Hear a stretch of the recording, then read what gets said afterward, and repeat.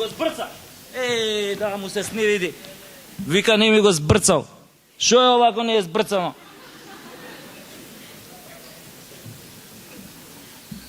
Се извинувам.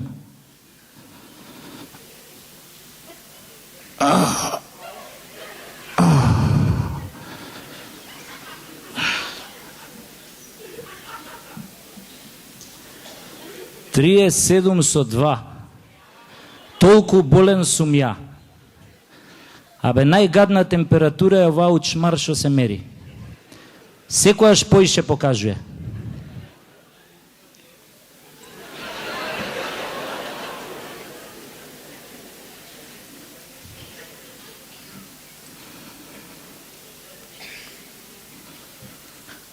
Абе, се ме боли, баш кога имам некој чуден вкус у устата,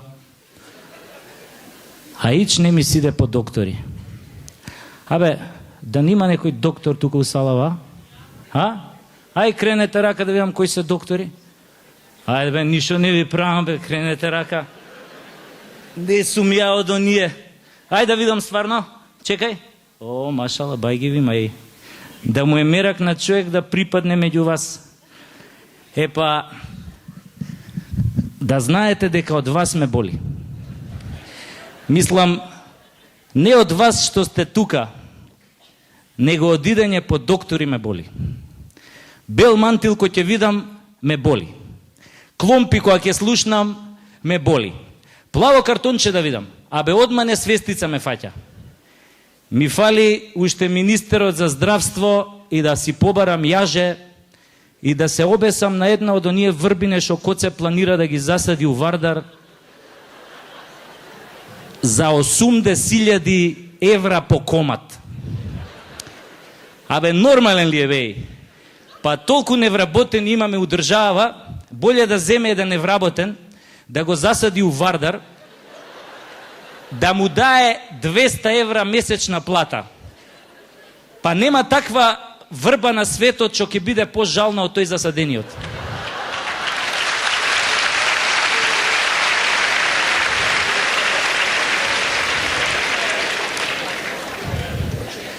Шо се смееш ти тамо горе у тоа третиот ред? Сигурно не ти проверувале простата. Иначе ќе си чутеше као овој господинот овде десно. Он многу добро знае како е да имаш 3 прста у прдалникот, а пуна бешика. Така ли е, господине? Па така е, нормално. Идентификација.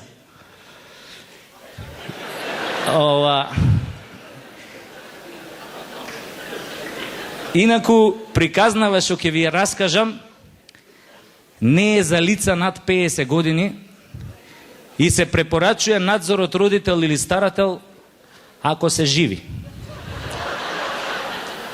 А дека е вистина, вистина е жими мајка. Све почна на нашиот плоштад од еден сладолет од оние на топки, и тоа пред 5 години, кога плоштадот беше рамен као тепсија и кога беше без идоли, без револуционери, без лавои, без војни и така натаму и така натаму.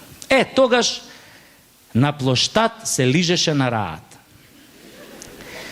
Денес кога лижеш на плоштад те гледаат 100 пара очи. Од карши, оној анемичниот ченто ти се закануе со тоа прсто дугачо као крастајца и ти вика: мали, ако многу лижеш ќе те фати грло. Ја еднаш така лижев и ме фати грло. Па ако ми се направи еден оток, голи оток. А од другава страна, цар Самил седнал на она домаќинска на фотелја, те гледа и ти вика: дечки, за колку го лижеш? А оваа шмизлава од улица Македонија му дофрлуе: лиле, чичо Самил, да знаеш само ја колку сум по лижењето. И таман си направил чекор или два да киднеш, која на тебе се надвиснал Александар со тоа... Пардон. Над тебе се надвиснал воинот на конј со тоа сатарот, те були у сладоледот и ти вика: еј, брате, само да знаеш у мое време како се лижеше.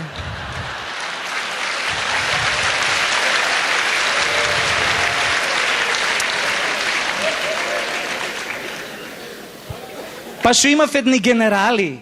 Па само да знаеш тие како лижеа боц. Али Букефал мој уопште не беше по лижењето боц буки. Он ги јадеше исклучиво корнетите. Бегај бе, му викам и тргнуем да си одам, која па го слушам војнот на коњ зад мене ми вика: чекај брате, а бакнеш? Ја, па да ми го бапнеш.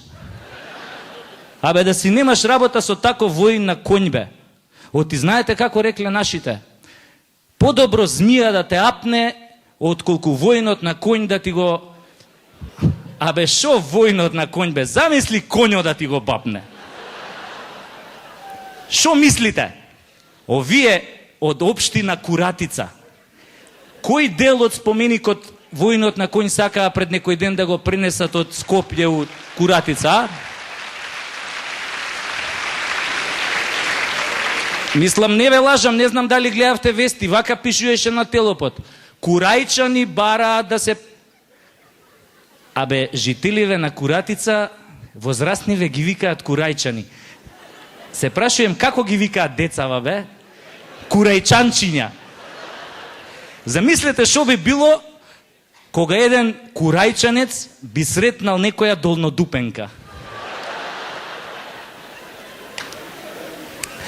Али да се вратам на приказнава. Значи, пред 5 години и кај нас многу се лижеше сладолед. Пошто беше ефтин, нели? И не само сладолед, него и многу торта се јадеше. И то од она у сладкарница Ринија на чаршија. Еднаш ја од тамо на баба ми купив торта и толку. Нека е лес на црната земја. Сладкарница Ринија. Тоа е традиција и квалитет. Само не знам зашо овој емирот од Катар која дојде у Скопје го однесува на кебапчиња, а не го однесува у сладкарница Ринија на торта. Не и се, значи пред 5 години јас нели шетам низ плоштад, одам кај таа цусата што продаа сладолед и викам дај ми еден укорнет со 5 топки, ванила, страчатела, чоколада, јагода, дудинка. Она ми стаа, ја го зимам сладоледот вака у десна рука кој сеа микрофонов, го носам низ плоштад као штафета, само на штафетата и требаше подолго време да се стопи, цели 10 години. И така ја одам, кога од Карши доаѓа другар ми Перо. И му викам, кај си бе Перо, како си? Добар сум, баце, беш ми матер, добар сум. А ти како бизнисот? Абе, викам, бизнисот, како? Никако, викам, се дела тендери тамо у 4 очи, викам, али се надам дека со оваа новава реформаторска влада, дека конечно ќе има пари, ќе цветаат инвестиции, економијата ќе цвета, бизнисот ќе цвета, стопанството ќе цвета, сите ќе цветаме. Иако после 5 години мене ми стана јасно дека толку цветање, мене само газов ми се расцвета. Ама за тоа ќе ви кажувам малце попосле. И ја така стоиме ние на плоштад, сонцето пече, ја му викам на Перо, абе викам да се повлечеме овде под стрјава, под сенка, оти викам ако продолжиме тука да стоиме и да го лижам сладоледов, ќе треба со лажичка да го сркам. И ние се повлекуваме нели под сенка, јас си лижам релаксирано, Перо нешто драпа, ја него ни слушам.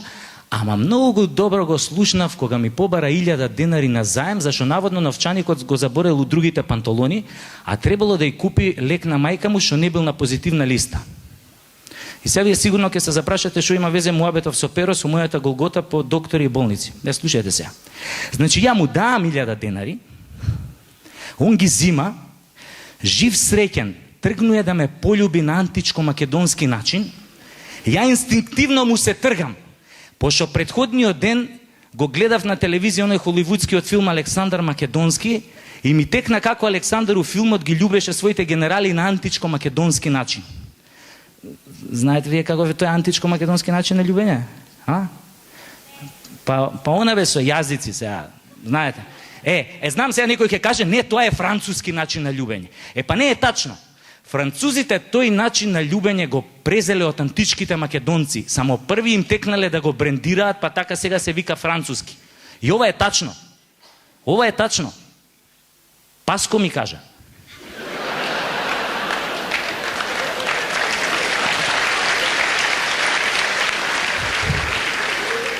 А ја многу му веруем на Паско. Како да не му веруеш на човек што носи 3 сати на рука? И со право ги носи. Сака секојаш да биде спремен да му ја затне муцката на секој што ќе го сретне на улица и ќе му каже: Паско, ти не си точен. И ја така, нели се тргам од другар ми Перо да не ме полюби на античко-македонски начин, а он вака се повлекуе, се смешка под мустеќ, ме гледа и ми вика: абе, баце, абе, тебе ти се погоди Сладоледов, беш ми матера, сите топки ги мавна да ми беш матер. Супер Сладоледов, Викам, супер бе, бем ти матер, ти да немаш нешто против? Не бе, вика, баце, немам ништо против, беш ми матер, крв да ти се стори, али ми беше незгодно да ти кажам, беш ми матер, стварно ми беше незгодно да ти кажам, али цело време додека го лижеше сладоледот ти капеше вода од ова еркондишенов директ на сладолед. Го гледам педериште во Скопско и си викам, само у Скопје има вакви педерчики хомосексуални, што можат мртви ладни да те гледаат како лижеш сладолед врко што капе вода од еркондишену кој што се мочале гулабите и после пола саат уше да ти побара 1000 денари на заем. Абе, педеризмот у овој град е доведен до савршенство. Али скроз. И после некој ќе каже, Боки 13 бил обратен.